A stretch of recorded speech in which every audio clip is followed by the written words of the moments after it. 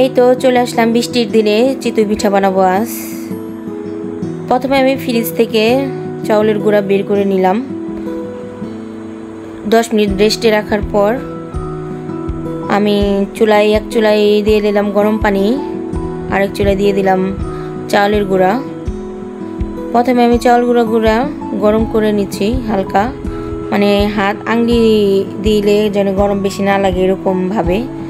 তারপর স্বাদ মতো লবণ দিয়ে আমি ভালোভাবে নেড়ে চিড়ে নিলাম। এখন আমি ওই গরম পানি অ্যাডজাস্ট করার আগে হালকা তেল দিয়ে নিব। এটা সয়াবিন তেল দিব, কারণ আমরা পিঠা বানাতে গেলে পিঠাটা হয় শক্ত। এটা রেসিপিটা হলো নতুনদের জন্য, অনেকের পিঠা বানান ঠিকই কিন্তু ফুলকো হয় না। তো আজকে চিতই পিঠা যদি বানান আপনারা এই রেসিপিটা ফলো করবেন, অবশ্যই 100% গ্যারান্টি সহ আপনাদের চিতই পিঠা হবে। এই তো আমি তেল ভালোভাবে মিশিয়ে নিয়ে পরে স্বাদ মতো লবণ নিছি। এরপর দিয়ে দিচ্ছি কুসুম গরম পানি, মানে আঙুলি ডুবান যাবো ওরকম গরম পানি, আবার বেশি জানি গরম না হয়। এরপর আমি মিক্সড করে নিতেছি, এই তো দেখতেই পারতেছেন গাইস।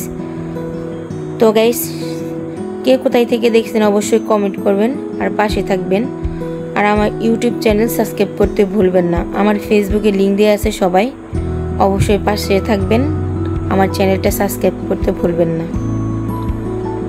তো এইভাবে আমি কুসুম গরম পানি দিয়ে ভালো করে লিকুইড করে নিছি। এরপর আমি চলে আসলাম লাকড়ির চুলায়। আপনারা যদি অবশ্যই চিতই পিঠা বানাইতে চান লাকড়ির চুলাইতে আসবেন, তো পিঠাটা হবে পারফেক্ট।